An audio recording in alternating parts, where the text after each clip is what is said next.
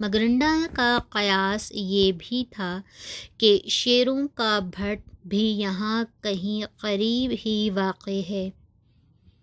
مگرنڈا اتنے اطمینان کے ساتھ یہ سب بتا رہا تھا کہ جیسے یہ مہم شیر کے شکار کے بجائے خرگوش یا ہرن پکڑنے کی ہو۔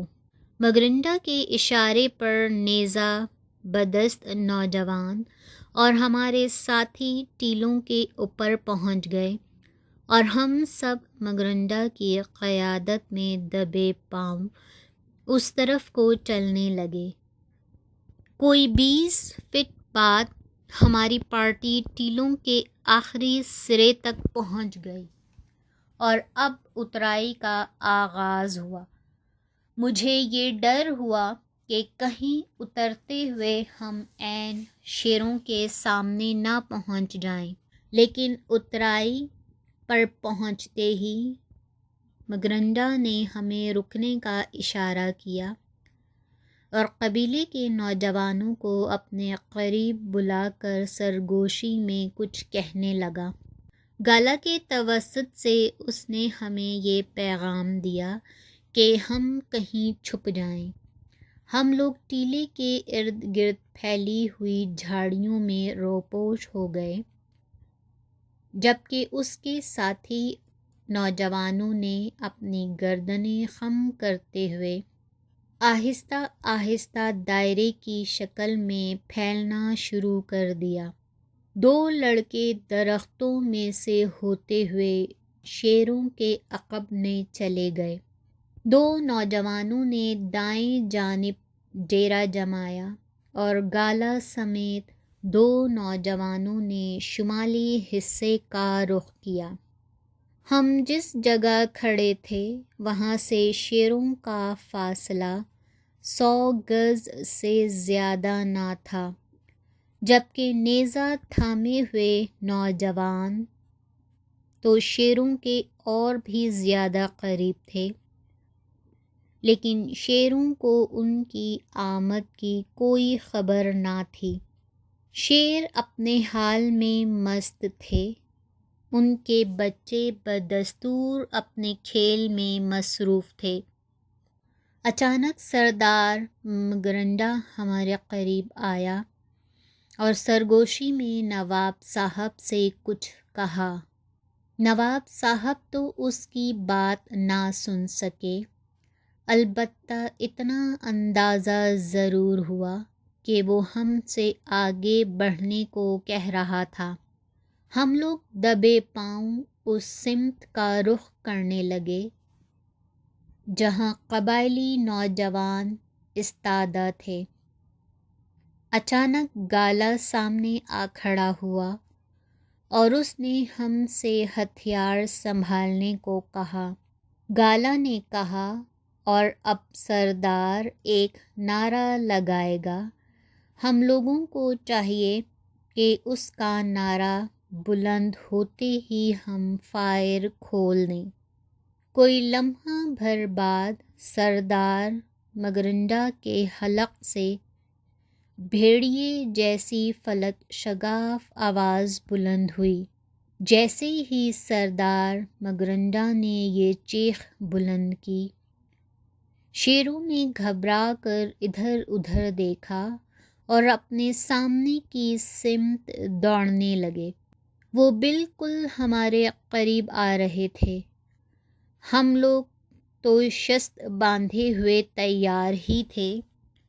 میں نے نواب صاحب اور کرنل محمد علی خان نے ایک ساتھ فائر کیا۔ ہم تینوں کی گولیاں نشانے پر بیٹھیں اور شیروں کا جوڑا اپنے ہی خون میں نہا گیا۔ شیروں کے گرتے ہی قبائلی نوجوانوں نے بجلی کی سرعت کے ساتھ جھپٹ کر شیروں کے ان دونوں بچوں کو پکڑ لیا جو اپنے ماں باپ کا حشر دیکھ کر بھاگ رہے تھے۔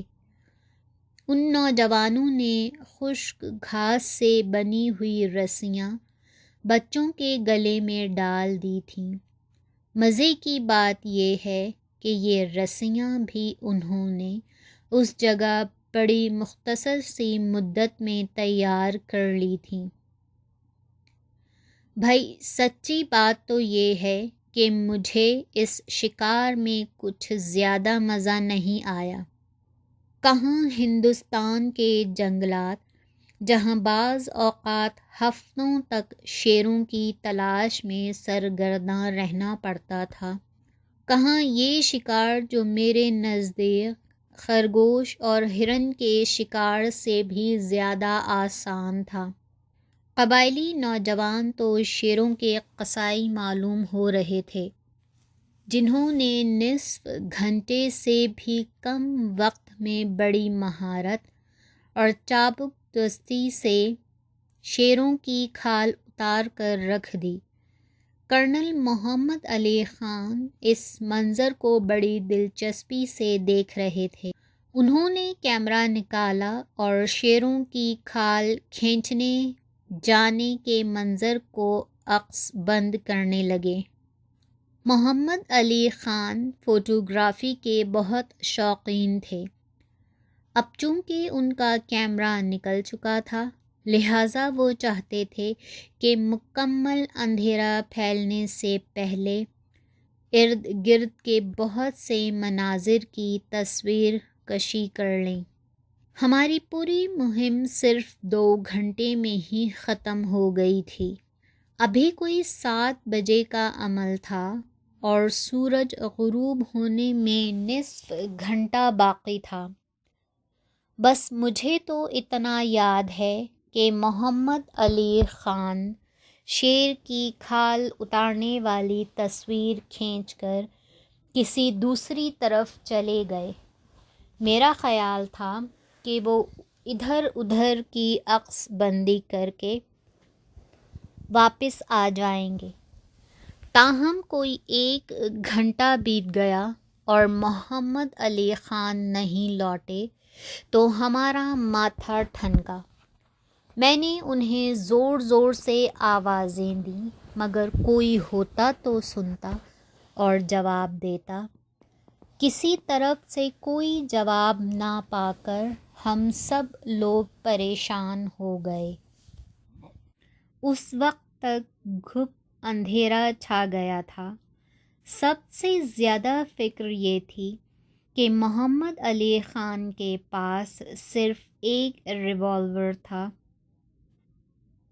اگر اس دوران کسی درندے سے ان کی مڈ بھیڑ ہو گئی تو وہ بیچارے تو بے موت مارے جائیں گے۔ نواب صاحب نے مجھے گالا اور حبیب خان کو حکم دیا کہ محمد علی خان کو تلاش کر کے لایا جائے۔ ہم لوگ رائفلیں اور سرچ لائٹ لے کر دور دور تک انہیں تلاش کرتے رہے، لیکن ان کا کوئی پتہ نہ چلا۔ لہٰذا ہم لوگ منہ لٹکائے ہوئے بے نیل و مرام واپس آ گئے۔ سردار مکرندہ بھی ہماری پریشانی کو بھانپ گیا اور کچھ سوچنے لگا۔ اچانک اس نے گھبرائے ہوئے لہجے میں گالا سے کچھ کہا۔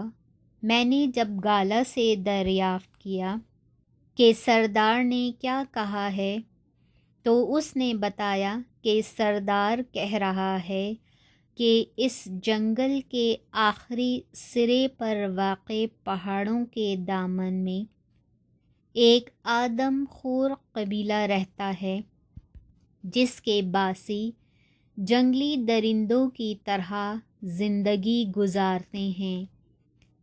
ممکن ہے محمد علی خان اس قبیلے کی طرف جا نکلے ہوں یا دوران راہ قبیلے کے لوگ ان سے ٹکرا گئے ہوں اور خان صاحب کو قبیلے والوں نے پکڑ لیا ہو۔ یہ سن کر تو ہمارے ہوش اڑ گئے۔ ہمیں کیا علم تھا کہ جن آدم خوروں کے بارے میں ہم صرف کتابوں میں پڑھا یا MGM کی فلموں میں دیکھا تھا، ان سے کبھی یوں مڈ بھیڑ بھی ہو سکتی ہے۔